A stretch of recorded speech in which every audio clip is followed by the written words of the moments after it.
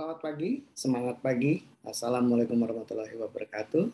Salam sejahtera, Om Swastiastu, Namo Buddhaya, salam kebajikan. Shalom Rahayu. Baiklah, selamat datang di kelas saya. Kali ini kita ada di mata kuliah perilaku konsumen. Beberapa waktu yang lalu kita sudah mengikuti beberapa kuliah yang nantinya akan masuk beberapa materi juga di dalam mata kuliah ini. Baiklah, sebagai awal dari perkuliahan kita, izinkan saya untuk bisa memaparkan tentang pendahuluan. Sebetulnya apa sih konsumen behavior atau perilaku konsumen? Baiklah,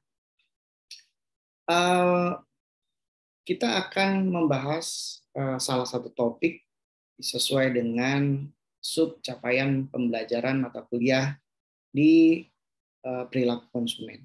Topik kali ini adalah pengantar untuk pendalaman tentang definisi dari perilaku konsumen itu sendiri.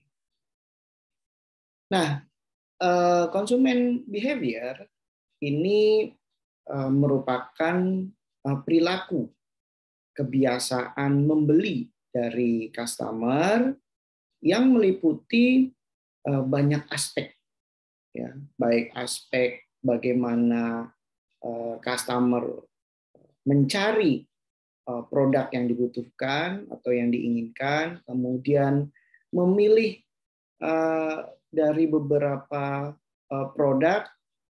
Ada similar produk yang nantinya dia akan pilih mana yang cocok untuk dirinya. Dan kemudian dia membeli, baik itu membeli hanya sekali kalau tidak cocok, kalau dia cocok dia akan melakukan pembelian berulang dari produk yang dianggapnya cocok bagi dirinya atau dapat memenuhi kebutuhan ataupun keinginan dari customer itu sendiri. Nah, hal ini merupakan dasar dari perilaku dari si customer sendiri. Kita belum melihat karakteristiknya seperti apa, kemudian kita juga belum melihat dimensi ataupun indikator-indikator apa saja yang mempengaruhi pembeliannya. Tetapi dasarnya adalah bagaimana kita nantinya akan mempelajari perilaku apa saja ya sebetulnya yang didasari oleh keinginan maupun kebutuhan dari si customer dalam membeli suatu barang. Nah, perilaku-perilaku ini bisa saja perilaku-perilaku yang ya bisa dikatakan normal-normal aja gitu dalam membeli suatu barang. Tetapi ada beberapa karakteristik konsumen yang bisa dikatakan unik. Nah, kenapa unik? Karena perilakunya mungkin tidak sama dengan para customer yang lain gitu ya. In general, mungkin ini lebih spesifik, mungkin karena dia memang karakternya berbeda atau punya karakter yang unik, atau juga mungkin dari kelas sosialnya yang membuat dia mungkin berbeda dalam melakukan pembelian. Nah, apapun itu, maka sebetulnya perilakunya nanti akan kita lihat bagaimana nanti si pembeli ini atau si customer ini melakukan pembelian ulang. Karena yang dibutuhkan bagi produsen sebagai provider produk, baik itu barang maupun jasa, ini adalah menginginkan pembelian yang berulang. Dengan demikian, maka perusahaannya bisa survive. Gitu. Nah, beberapa trik-trik yang akan dilakukan oleh pihak pemasar ini harus benar-benar diformulasi ya konsep-konsepnya, betul-betul diformulasikan. Karena jangan sampai salah kita membuat segmentasi pasar dari produk kita, ini salah. Nah, nanti kita bicara lagi tentang segmentasi nih. Nah, ini akan lebih menarik lagi. Sebetulnya segmentasi yang seperti apa sih? Nah, baiklah. Kita mundur lagi ya ke awal, bahwa yang perlu diingat adalah bagaimana kita memahami perilaku dasar pembelian suatu barang dari pelanggan. Itu saja dulu. Baiklah. Nah, kemudian ruang lingkupnya itu yang seperti apa ya kalau perilaku konsumen? Nah, kalau perilaku konsumen ini kita lebih mengedepankan sebetulnya pembeli yang sebenarnya itu maunya seperti apa ya, gitu. Yang kira-kira siapa saja yang membeli barang kita. Kemudian spesifikasi yang seperti apa yang mereka inginkan dari produk kita. Apakah produk kita sudah menjawab kebutuhan ataupun keinginan dari customer, atau jangan-jangan belum. Nah, maka dibutuhkan beberapa ide-ide kreatif dalam memasarkan suatu barang. Ya. Nah, dalam konteks perilaku konsumen, maka si konsumen ini akan terpengaruh ya, akan terpengaruh oleh apa yang dia lihat, apa yang dia yakini. Misalnya si pelanggan sebelum membeli barang dia mendapatkan informasi dari iklan. Nah, kita lihat iklannya seperti apa. Atau mungkin dari media sosial. Ya. Yang seperti apa yang dia lihat di media sosial? Apakah dari influencer atau juga dari selebgram, ya kan, atau yang lainnya. Kemudian sampai dia melakukan memutuskan untuk membeli, ya. Dan selama dia menggunakan barang yang dia rasakan, kira-kira perilakunya seperti apa? Apakah dia akan memberikan informasi tambahan kepada teman-temannya karena dia puas menggunakan itu, atau dia akan bercuit ya di media sosialnya menyatakan bahwa saya tidak puas dengan produk ini dan tidak sesuai dengan apa yang diiklankan. Nah, perilaku ini yang akan nanti mempengaruhi tidak hanya dari sisi manajemen atau marketer dalam menentukan kira-kira formulasi yang seperti apa ya dalam memasarkan suatu produk, tetapi juga berpengaruh terhadap nantinya pelanggan lain atau calon customer yang lain apakah mau membeli produk kita atau tidak. Nah, hal ini harus benar-benar dipikirkan, harus benar-benar difahami kira-kira aturan-aturan apa saja sih yang masuk di dalam perilaku konsumen, terutama bagi si pelanggannya ini sendiri ya. Diperlukan keahlian khusus dalam memahami pelanggan, khususnya apabila kita membicarakan tentang ruang lingkup dari customer behavior ini sendiri. Baiklah, kemudian, kita juga harus tahu sebetulnya kenapa sih kita harus mendengarkan pelanggan. Nah, ada maksudnya. Maksudnya adalah kita harus mengerti apa yang dibutuhkan pelanggan. Begitu juga apa yang diinginkan dengan pelanggan. Nah, ini kebutuhan dan keinginan terkadang mirip tapi tidak serupa.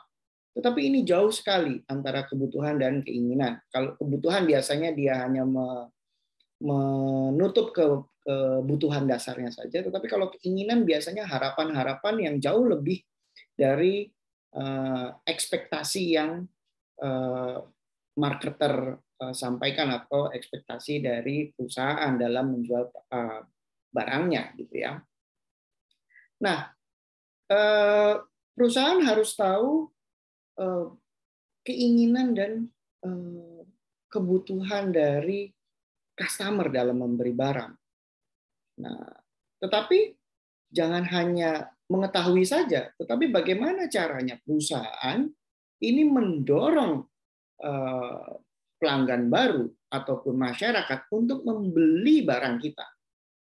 Artinya kita harus bisa meyakinkan kepada pelanggan, kepada customer, kepada masyarakat bahwa produk kita bisa dikonsumsi, bisa dipakai ataupun bisa memenuhi kebutuhan dan keinginan dari customer, gitu ya.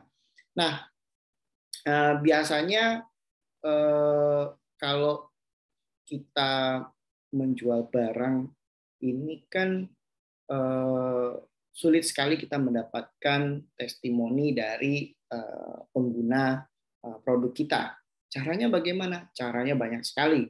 Kita bisa melakukan tatap muka dengan pelanggan dan menanyai langsung gitu ya melalui kuesioner, atau juga kita bisa menaruh kalau saat ini kita bisa mengembangkan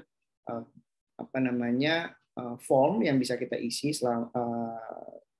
dengan cara digital gitu ya, bisa kita taruh QR code kita di produk kita gitu ya, nanti pelanggan bisa langsung scan, kemudian bisa langsung mengisi mungkin tanggapannya tentang produk ini, atau mungkin juga masukan-masukan atau juga komplain gitu ya. Sehingga apa? Sehingga perusahaan bisa tahu betul sebetulnya apa yang dirasakan konsumen itu langsung bisa di collect dari cara tadi ya, bisa melalui kuesioner maupun melalui digital form gitu ya, bisa melalui di scan dulu lewat QR code atau barcode atau lainnya. Nah, banyak sekali yang bisa kita jelaskan tentang bagaimana kita harus mendengar customer gitu. Khususnya kita akan mengalami kesulitan bila produk-produk yang kita jual ini adalah produk-produk yang bisa dikatakan untuk anak-anak kecil. Ya, kita tidak bisa langsung menanyai ke anak-anak kecil gitu, tapi kita bisa menanyai ke orang tuanya. Tetapi paling tidak ya, kalau produk-produk bayi kan nggak mungkin kita menanyakan kepada bayinya, gitu, tapi kepada orang tuanya. Nah, inilah kita sebagai pemasar nantinya, kita harus betul-betul cermat dalam mengantisipasi banyak hal, kesulitan-kesulitan yang kemungkinan nanti perusahaan hadapi dalam memasarkan atau dalam menjual produknya. Itu kira-kira. So, kira-kira ini yang bisa saya sampaikan tentang kenapa harus mendengarkan customer gitu ya. Kenapa sih? Nah, ini jawabannya ini. Nah, kemudian secara menyeluruh, customer behavior is the observational activity. Jadi bisa dikatakan customer behavior merupakan kegiatan yang observatif sifatnya. Jadi kita bisa terus menggali lebih dalam, menggali lagi apalagi gitu. Nah, sehingga kita bisa makin melebarkan pangsa pasar kita dari awal kita memproduksi suatu barang hingga terus akhirnya produk kita bisa melakukan pengembangan ya, kemudian pasar kita juga berkembang sehingga yang diinginkan oleh perusahaan adalah sustainable sustainable and surviving the company gitu ya. Apapun yang terjadi, baik itu mengalami masalah permodalan, mengalami masalah apa namanya, demografi yang mungkin semakin banyak penduduk, maka apa namanya, permintaan juga semakin naik, atau juga mengalami pandemi seperti saat ini gitu ya, mengalami kelesuan dan lain-lain. Nah, hal ini harus segera ditangkap oleh perusahaan ataupun marketer. Untuk apa? Untuk segera cari tahu apa yang diinginkan oleh customer dan dalam melayani pangsa pasar kita. Karena setiap hari, bahkan mungkin setiap detik, apa saja bisa terjadi. Event-event besar bisa terjadi, event-event besar bisa dilakukan. Tetapi perilaku konsumen akan terus berubah. Nah, bagaimana kita caranya untuk mengetahui perubahan-perubahan ini adalah kita harus lebih aktif lagi dalam melakukan pendekatan-pendekatan kepada pelanggan. Kira-kira itu saja yang bisa saya sampaikan. Terima kasih dan sampai jumpa di penjelasan-penjelasan yang lainnya. Terima kasih. Assalamualaikum warahmatullahi wabarakatuh. Salam sejahtera. Om Santi Santi. Namo Buddhaya. Salam kebajikan. Rahayu. Shalom.